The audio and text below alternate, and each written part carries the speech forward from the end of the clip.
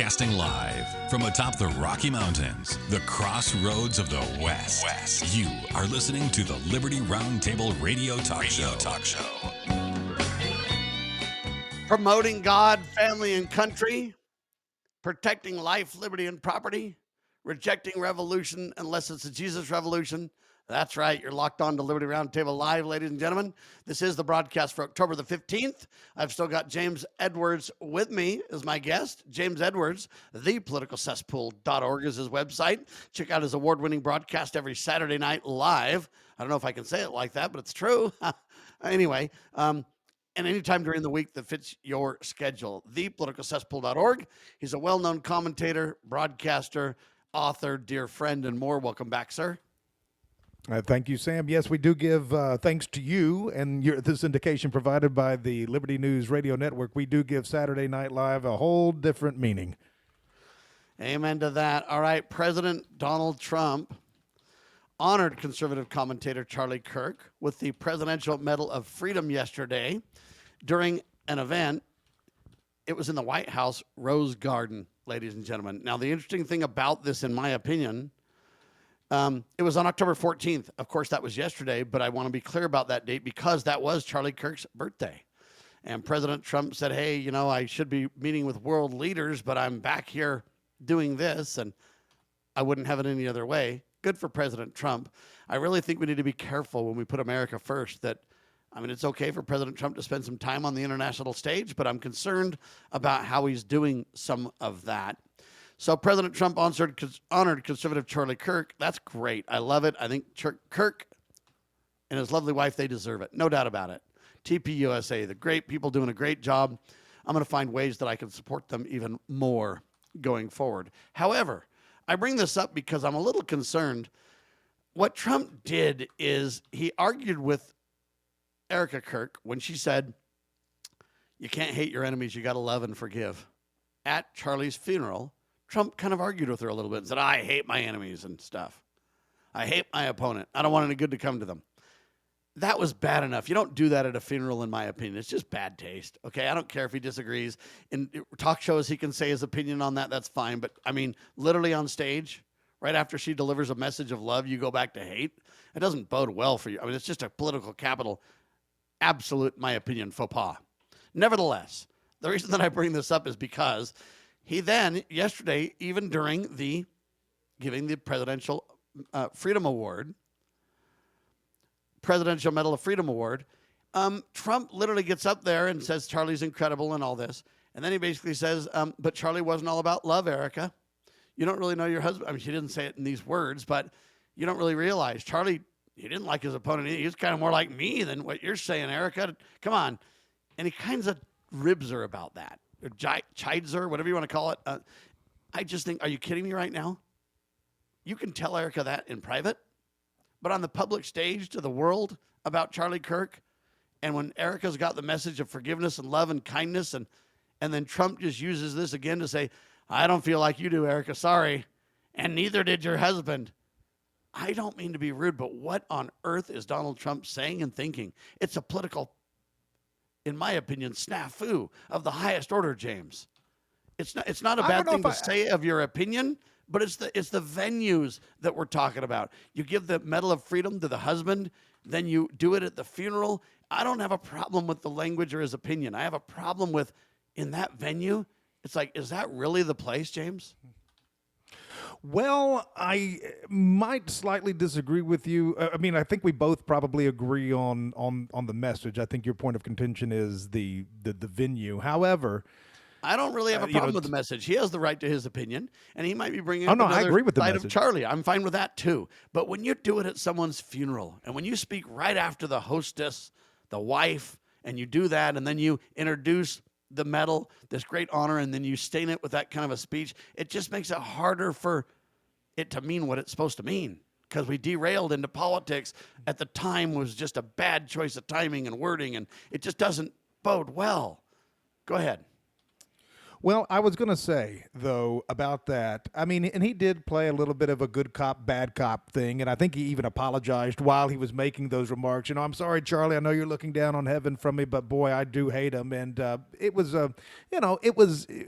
I didn't really see. I mean, Trump is Trump, and that was typical Trump bombast. But I think you got to make no mistake about it, though.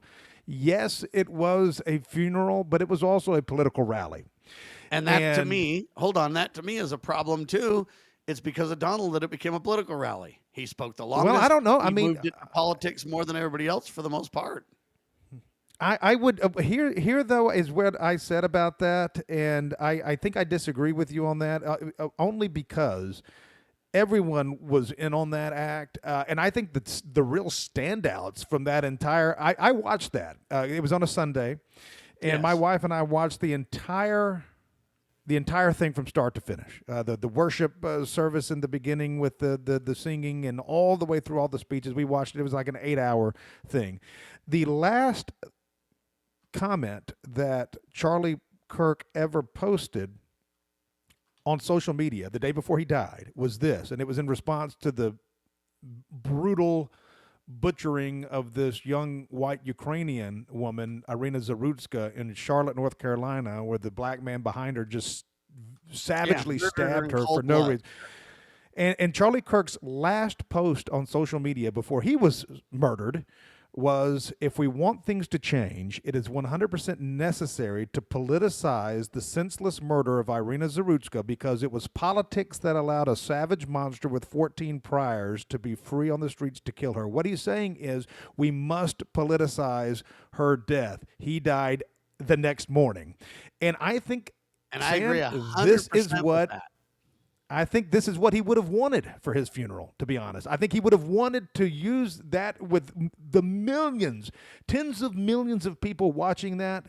I think he would have wanted it to be a call to arms and not just your typical funeral service. And I think that's what the president and all of the other speakers, especially Stephen Miller's, was militaristic. I understand. I think that's what they were leaning into. So here's the question then. What does the call of arms mean? For Trump, it means we're going to lie and say we're going to lock up Hillary and then not do it. When's Hillary getting locked up? When are we going to have, he said he was going to get rid of gun-free zones. First day. Day one, get rid of gun-free zones. Hey, wasn't Charlie Kirk killed in a gun-free zone, my friend? Who's going to tie that together? So if we really want to start to call to arms, let's do it in lawful, meaningful, productive, appropriate ways. Let's not just have rhetoric at a funeral.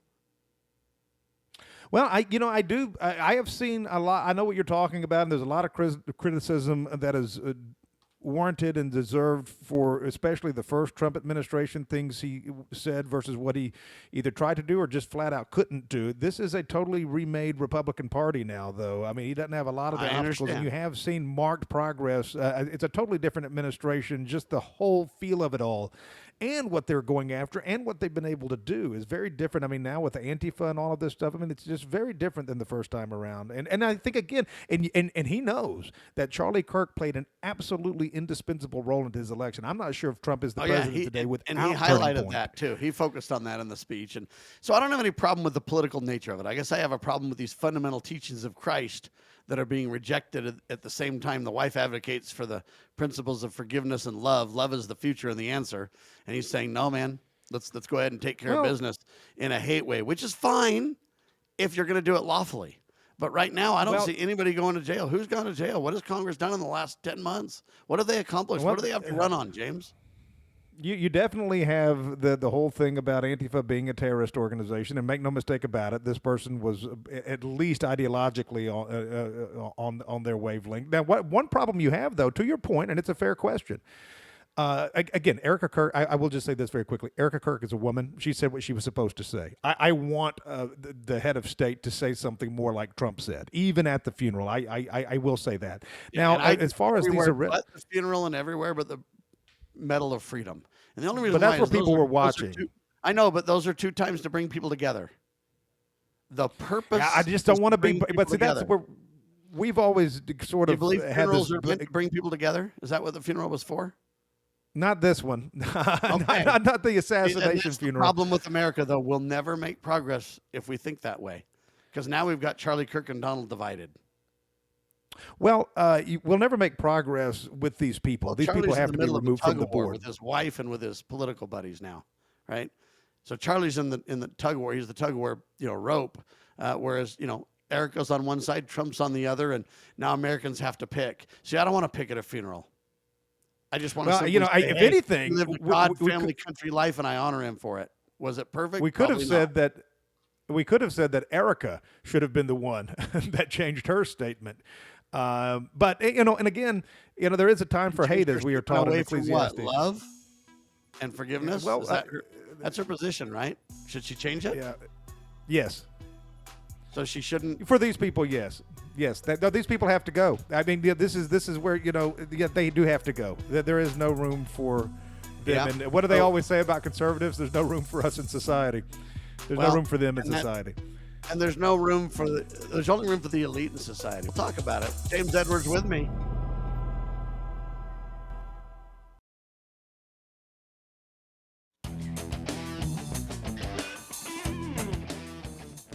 All right, back with you live, ladies and gentlemen. So, I'm saying, hey, forgiveness was the message I wanted to hear at a funeral. Love, kindness, celebrating a man and his works, realizing that he's not more important than the rest of us, but he did have a great influence, and he turned and pointed us all to Christ to the best of his ability. He taught men how to be men. He did some wonderful things. At a funeral, I like to see that. Now, James wants to kind of ratchet up. Where he wants to go, I'm not sure, and that's really the question and the problem that we're having with all this. For example, James, you could do what you want to do, and here's how you could do it. Ready? There's now reports in the Epoch Times. Headline says, reports of funding, paid and coordinated participation in recent riots have spurred discussion about the nature of protests in the United States. The Epoch Times is so concerned about this that they're putting together a poll, and they're gathering opinions on the legitimacy, transparency, and accountability of such protests, along with appropriate responses by authorities. The poll results, they say, will be published on October 21st, this Saturday. Now, here's the issue, or the kind of the thing for me. So you look at that and you go, okay, you got riots, you got rent-a-riot. So if you want to ratchet things up and put, hundreds, thousands of people on the street that can carry Trump's exact message to the world, James, you can hire a rent-a-riot, buddy, and you can set it right up, get her done if you want to do that. But that's really what's being debated right now is, hey, what about all these paid rioters? And here's my problem. When are we going to get patered on this? Now they're looking into George Soros. Fine. I told you to look into George Soros last time Trump was elected for 4 years. Okay. He said, leave Soros alone. But at the end of the day, whether it's Soros's money, whether it's Bill Gates' money, whether it's who knows who, dark money from political operatives, we can't even know. We can't follow the money. They have protected themselves so much, so you can't know where the money. So at the end of the day, the question is, how come none of these rioters are getting arrested?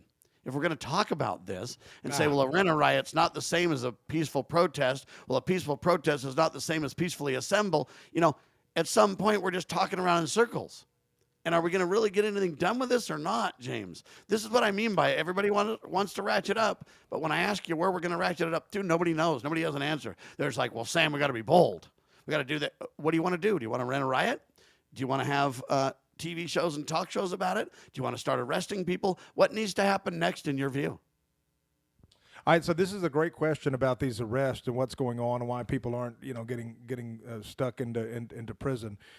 You can send the National Guard in, as Trump is doing, and I like that move. I mean, they're here in Memphis right now, where I live. The National Guard is here, and they are really doing a good job. I mean, it is on the local network affiliate stations and in the local press every day. There's an accounting of how many people were arrested, on what charges. You need a military presence in a place like Memphis that is so violently dangerous, and again, we know why. But the fact of the matter is they are making these arrests. We see it. It is happening. But what is happening after that? Now, you got a big problem. Where's all the violence at, Sam?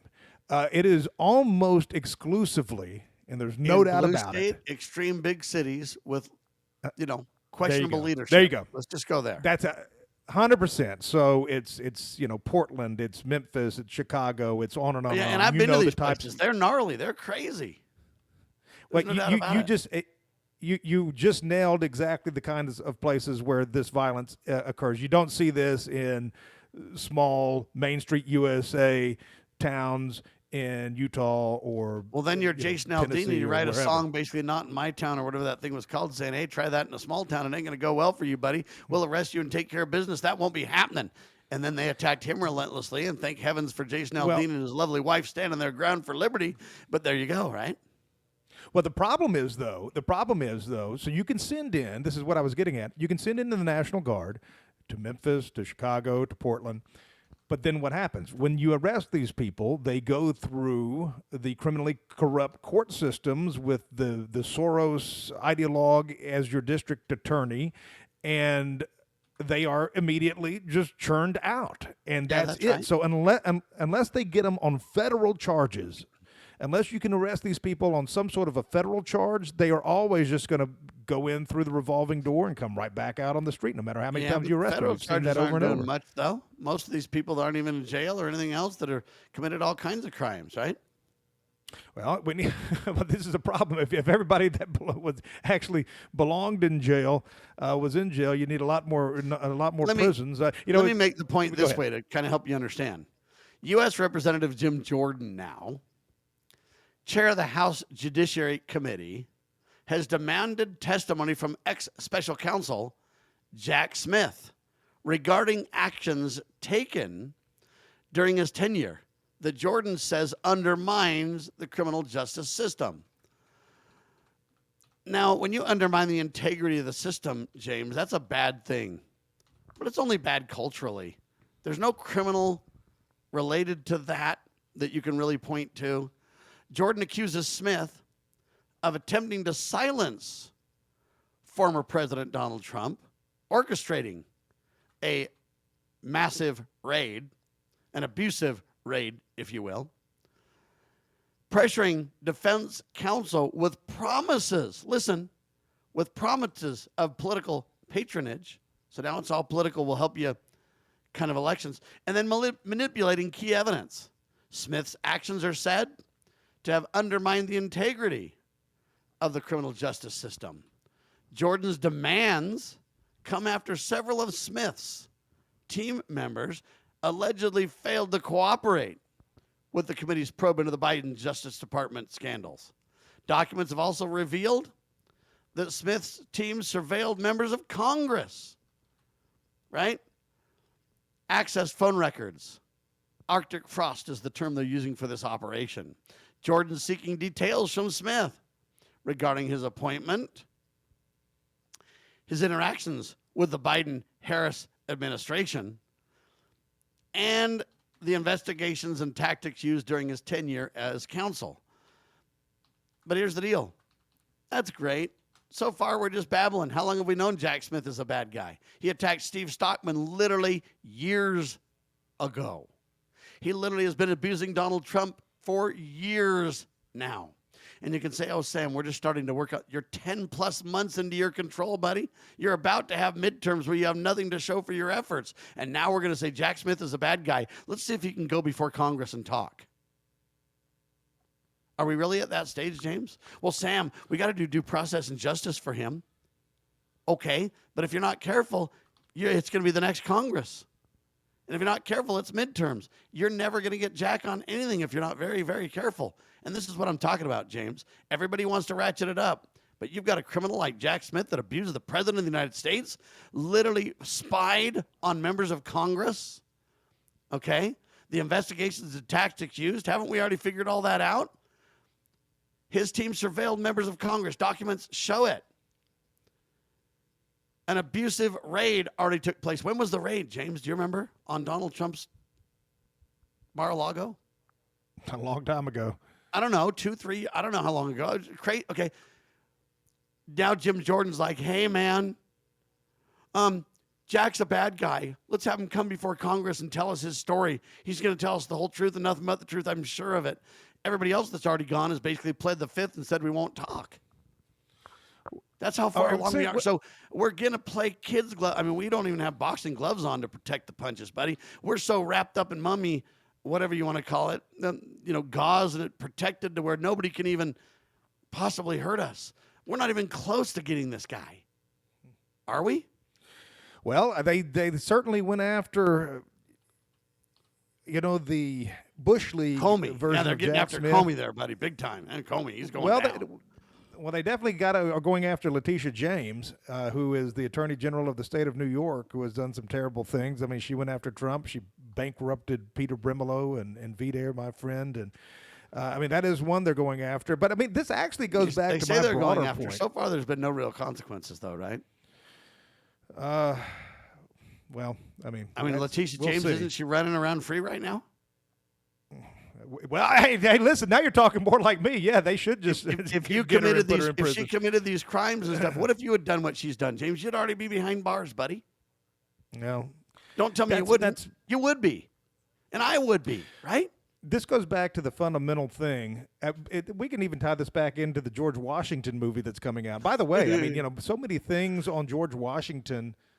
It just deals with, of course, the war, the Revolutionary War, and his time as president. He had a fascinating life, and I look forward to learning more about it. There's a place in Virginia called the Natural Bridge that he found when he was a surveyor for the very early in his career. He just had a fascinating life. But, if you go back to that time, Sam, Americans were of broadly one mind, common denominators in terms of faith and language and folkways and history and culture and just all of that stuff. And now there is none of that. Again, do you want to live in a country? Do you want to get along and close the ranks with somebody like Jack Smith? I'm just saying we are this Tower of Babel right now. One side's going to wipe the other one off the map. That's for sure. And this is something that Lou Moore brought out. And I don't know if the Republicans have the cojones to do it, because we've certainly never seen it happen before. They don't. But if there's ever been a time, it's don't. now. The proof Because is if we in the don't pudding. win They're this, not getting it done. If I saw real signs, I might believe you, but I'm not buying it. Let me give you an example. They say that Jack Smith pressured defense counsel with promises of political patronage. What does that mean, James? If I promise you political patronage, what does that mean? I don't know. I'd like to get some, though. James just knows it's lucrative and good. It's either money or special strings pulled to get elected or special strings pulled to gain power. It's not a, like Sam Bushman plan, I don't seek for power, I seek to pull it down. It's not like that, is it? Not a chance. And then attacking Trump, manipulating evidence, trying to silence the former president of the United States. Are you kidding me? And he's still running around free, right? Wow.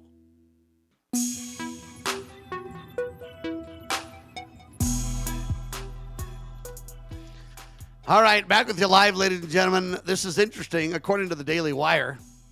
And, there's starting to be real discussions about the Daily Wire and how genuine they are and some things like that. I'm not really here to get into it. I look at a lot of websites, and if they've got a good headline, I'll run with it. If they don't, I won't. To me, it's the topics to be discussed that are important, whether I agree with the article or not. But in the Daily Wire, they had an interesting article. Trump, quote, Hamas will disarm, or we will disarm them. DailyWire.com. What do you think of that, James? Well, now that is one aspect of Trump that I always take with a grain of salt, and that's when it comes to these Mideast negotiations. The Jews and the Arabs have been at war for all of recorded history, and there's nothing that any Republican president, including the current one, is going to be able to do to stop that. This is...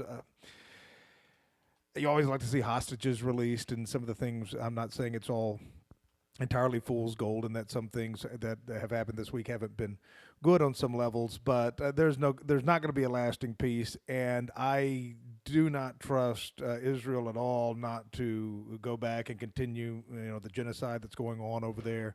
But it has been good for You're already Trump's seeing image over Israel here. block off some roads and things like that relate to possible food and some of the different things. And so you see Hamas escalating slightly. You see Israel escalating slightly. They're flexing their muscles and everything else. It's very tenuous at best. I pray for peace. I pray for peace. Well, I don't think we'll have real peace until the Savior, Jesus Christ, comes. But I certainly pray for it, and we'll do all we can to help it be the case, right? Guaranteed. I absolutely agree with that. And of course, the Muslims have never been friends to the West or to Christianity either. No And question. it's just not going to be. There's just too much tit for tat, heartache going back generations For over sure. there. I mean, really millennia. And I don't see anything. It'll be it probably just an impasse so that everybody can retool. Is If you what's had happening humble here. servants of God, then you could probably come forward with it. But you have Well, you people that gotta- really seek for power. They don't seek to pull it down, that kind of stuff. But here's the question, though. When President Trump says they will disarm or we will disarm them, what does that mean?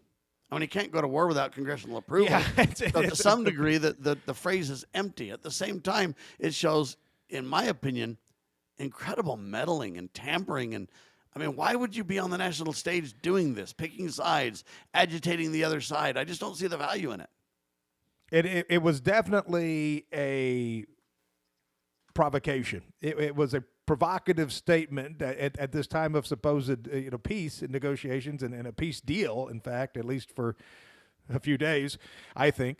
But that he would say, basically make a threat saying we're going to take action if you don't do all of this. And I mean, there's just no doubt about it, domestically, and both of these things can be true. Trump can be very good on some things and then not everything on other things, as we have discussed with anybody alive, up into and including the president. I think he is doing good things domestically, particularly on immigration, that he should be celebrated over. But make no doubt about it, this is just the way the world works. This is politics, and this is politics at the highest level. When you're talking about the American president and the Jewish state, some of Trump's biggest, most lavish donors are Jews who have a vested interest in the continuation of the Zionist state in the Middle East, and he is, I'm not going to say he's owned by them per se, but he does owe them favors, and this is just the way the world turns and the way politics works. And when it comes to what's going on over there, for the most part, even though I believe Netanyahu can exasperate Trump on some things, and I'm sure dealing with him has to be a hard task. Richard Nixon had the same thing. I mean, he would grumble and grouse over having to deal with certain people, but he still did what he had to do, or what they would have him do on a lot of things. I just think at the end of the day, Trump's always. I don't think he is a non-biased broker in this deal. I think he's certainly on one side. I just think the more we can avoid foreign entanglements, the better. And I especially don't understand when we're right now having Russia praise Donald Trump for his peace efforts there, then to go ahead and push that hard. And at some point, these other countries sit back, and it may seem like he's got peace in the palm of his hand right now, but I guarantee you a lot of these countries are sitting back saying, "Who do you think you are? Do you think you're the god of this world or something, Donald?" Well, I hope you can't come out that belligerent and brazen and using everything America has as weapons against everybody in soft warfare and expect peace to come out of that. You just can't. I hope, Sam, that what is actually taking place over there is everything that is being reported in the press, that there is peace and that Trump came in there as a neutral arbiter and he got a deal done, at least for a time being. And then, of course, peace is going to also rest on the shoulders of the two belligerents over there, Israel and the Palestinians. But I hope that he has been that neutral arbiter and everything is as it has been reported. But if it is exactly how it has been reported, it will be the first time in my life that has been the case. So you see what I'm saying? I pray for it. I pray for it, and I skeptical. think their fruits are worth the hire. I support all that. I want to be very careful here that we understand the principles. And the principle is our founders taught us to avoid foreign entanglements. We really, at first it does well, but when power changes, when this and that, I mean, we can't even handle the shifting sands of the power in the United States, much less the shifting sands of power around the world. So let's come back to America, quit, gallivanting the globe and trying to get the Nobel Peace Prize, and focus on putting people in prison that deserve to be there. Okay, that's my humble take for America first, if you will. Now, Sam Altman's in the news, and I want to, disagree with Sam. Sam disagrees with Sam, okay? And here's the disagreement. Elon Musk has used his chatbots now to promote porn bots, so to speak. Or he's got these chicks that will talk sexy to you, and the more you, open their secrets, the more you, and it's a game, and so we've been attacking Elon Musk over this, saying, shame on you, how dare you for promoting this. This isn't really good for society. All the other chatbot groups in the past have been avoiding that like the plague, knowing that it's just not good, societally speaking, with as addictive as these games are and chat and how it becomes people's girlfriends and boyfriends. Or anyway, these bots are neutral. They're not male or female. So you've got an androgynous, I don't even know what to say. It's just weird. Anyway, Sam Altman now says ChatGPT will soon allow erotica or, quote, for adult users. TechCrunch.com with the piece. And you can say, well, Sam, adults can do what they want. I'm just telling you right now that it's destructive of society, and I think it's a horrible idea. And pretty soon you're going to have whacked out men hooked on some digital chick on the internet, and all kinds of problems will arise from this. I'm telling you, it's a societal snafu big time. And this is why we're suffering like we are in America in many, many ways, because we're just an immoral people. The only way that the Sam Altman ChatGPT or the Elon Musk, whatever his is, Grok, or I can't remember whose is whose or whatever. The only way that those things gain traction is if people take them up on it. I'm guaranteeing it'll be billions and trillions of dollars in the industry, but it will harm society like you would not believe. I'm providing a witness and a warning. James? This is a problem that I believe is not getting nearly enough coverage. I had a guest on a month or two ago on my program. His name is Dr. Roger Devlin. He wrote a book called Sexual Utopia and Power. Talks about the strains that have been put on male-female relationships in the age of radical feminism, and how a lot of young men, especially now, are sort of just checking out on even trying to find a woman, which I totally reject. I think if you get into some conservative churches, you will find plenty of beautiful young ladies who understand proper gender roles and want to be a wife and a mother, and that you should not check out. But a lot of people have, and I am telling you, with this advent and if the Grok companions or Grok companions that Elon Musk has set up, there's one that will flirt with you, and it will stimulate the brain to release those same chemicals in a way that makes you feel as though you are getting that emotional support and comfort that would come from a IRL, in real life relationship. And I believe that, and that's not the Musk one isn't the only one. There are a lot of these out there. And I think increasingly, you already have the death of the West in terms of declining birth rates. There is not one Western nation, i.e. not one. Hey, man, don't blame it on me, buddy. That ain't my fault. No, Utah's its own ethno state, but no, there's not one majority white nation that is at 2.1% or even 2.0. No Western nation is at replacement level fertility as it it's stands because now. we're believing the lies, and we're believing the propaganda, and we're basically indoctrinated. We got to indoctrinate ourselves and promote the proclamation on the family and God-ordained male and females, and male and female get together and bring children into the world. That's God's plan for his family. We're his children, and he loves us, and he wants us to form and have, legitimate God-ordained families. That's what God wants, right?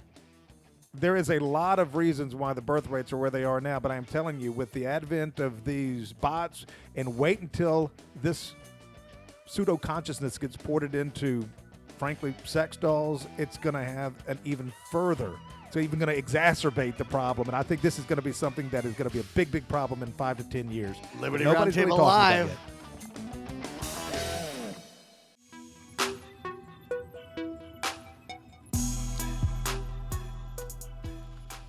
All right, there's crises everywhere. We aim to bring reason and solutions to the things we face in modern society.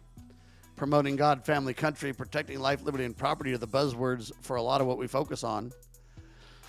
But here's the deal. The notorious Mexican drug cartels are now pushing for the killings of federal agents conducting immigration raids in Chicago. Daily Wire with this piece, they get credit. The Department of Homeland Security, DHS, revealed on Tuesday that there's credible evidence and intelligence that, hey, the cartels are offering what are called domestic extremists, groups, and street gangs large amounts of money, large bounties, if you will, to literally attack. Now listen, cartels have offered $2,000 a payment for anyone who can dox federal leaders. $5,000 to $10,000 to anyone who can kidnap or assault them.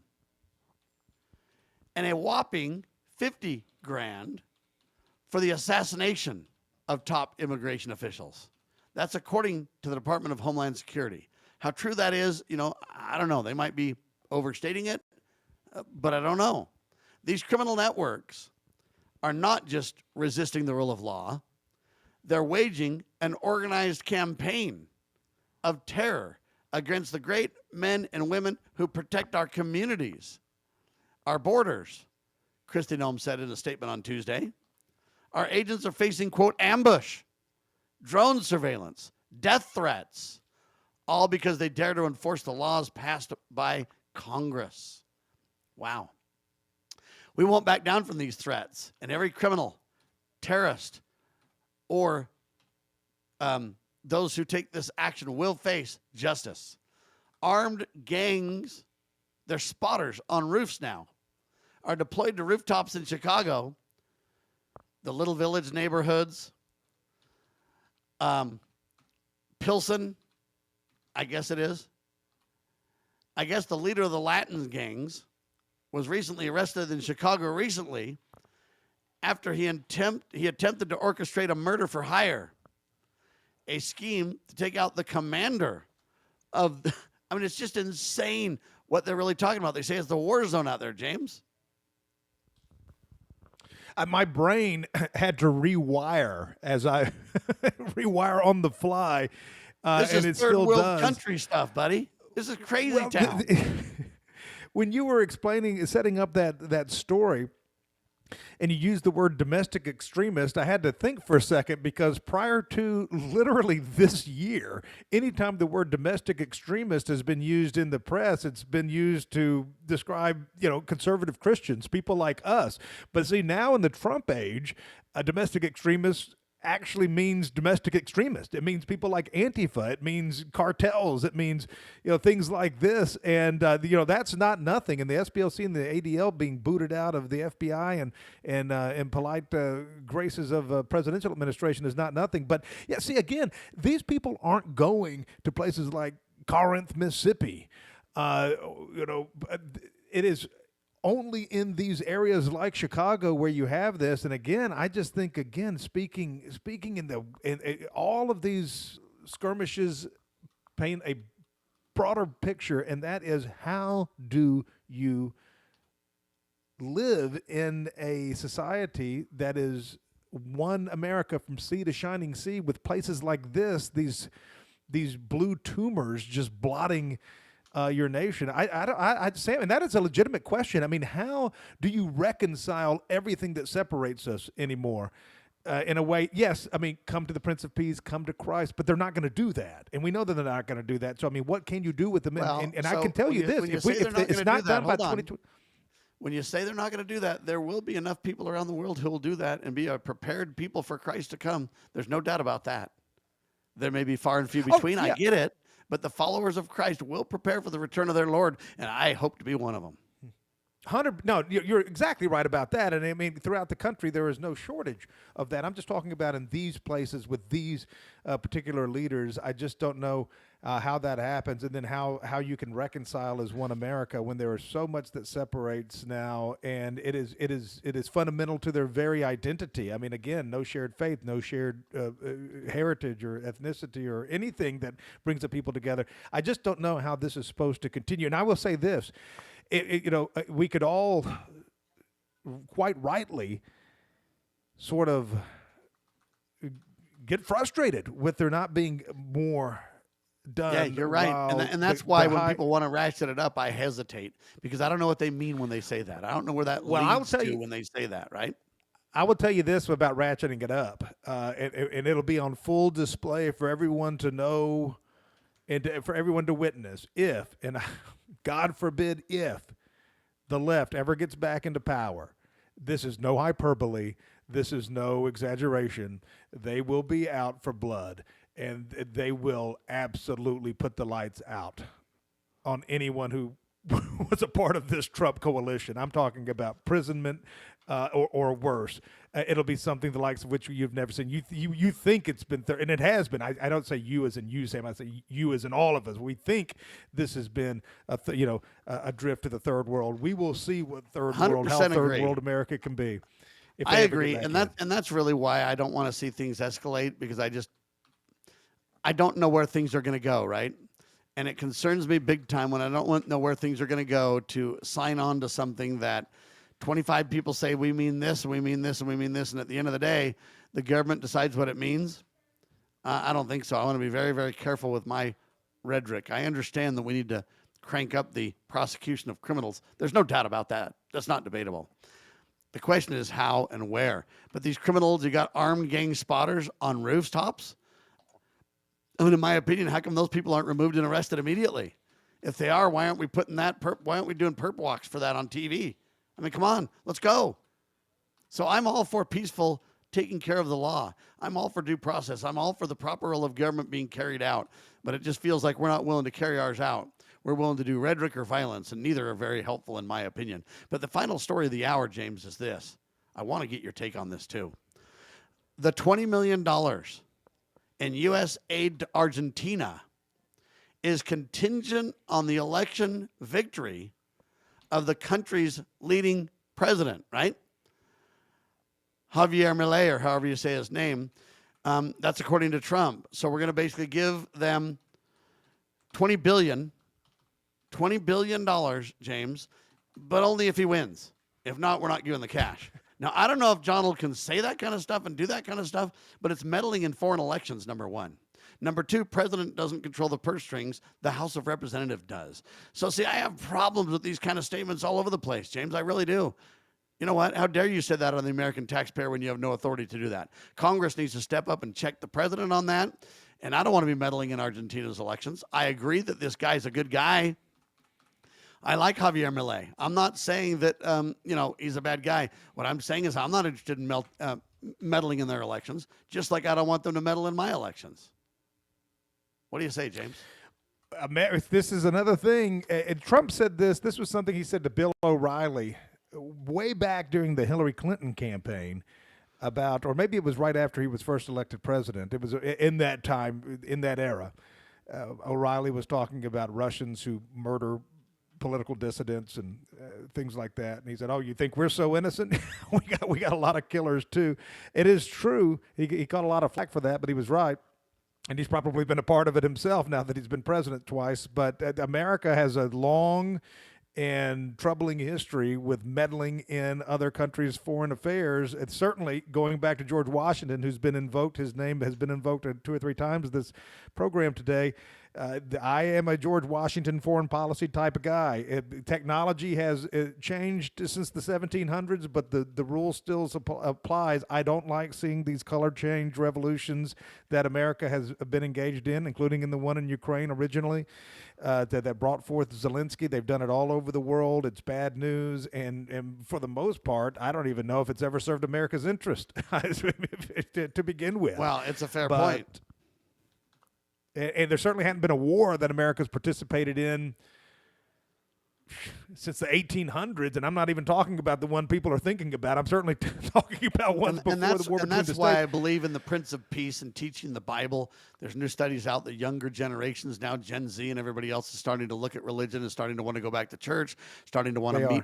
The boys are wanting to meet girls, the girls are wanting to meet boys, and they're wanting to form families. And we're seeing a resurgence of what Charlie Kirk focused on and what I believe in. And is it the answer? I believe it's the answer to prepare people for Christ's return. Absolutely. And those who are not going to be aboard are not going to be aboard no matter what we do. So I'm not really looking for the biggest audience I can get. I'm looking for the audience where I can actually make a difference in their lives and help them come unto Christ. I'm looking for those who want to preserve constitutional communities in spite of what's happening in, say, Chicago, or it's a total war zone somewhere. I want to live in safe, good communities that uphold the supreme law of the land, that look to God, family, and country, that protect life, liberty, and property. And hey, I might be in a place where if you're a Puritan, you're looking for the ideal. We may be far from that ideal, but we can work on the real and make it closer to the ideal the more people we have in that given area. So it's time for Americans to decide, are you going to move somewhere? Are you going to do something to truly advocate for what you believe in a meaningful way where your influence can count? How dedicated are you to the sacred cause of liberty, I ask? James, you get 25 seconds, buddy, to wrap it up. And Sam, I agree with you. We are the shepherds of the flock that God gave us. And God bless you and your friendship and your family. My best to Julie. Travel safe this week. Call Lou. Thank you for being a good shepherd here as the host of this program and the proprietor of this network that has done And so to much those good. who and so say much they good want to still ratchet come. things up, I'm waiting for them to send me the plan to see if I can sign on. In the meantime, though, I'm asking people to stand up with my campaign for civility. I've actually got a plan, believe it or not. Where's the rest of y'all? Come on now. The Constitution, the Bill of Rights, the Declaration of Independence. Stand your ground. Trust in God. After all, God save our constitutional republic.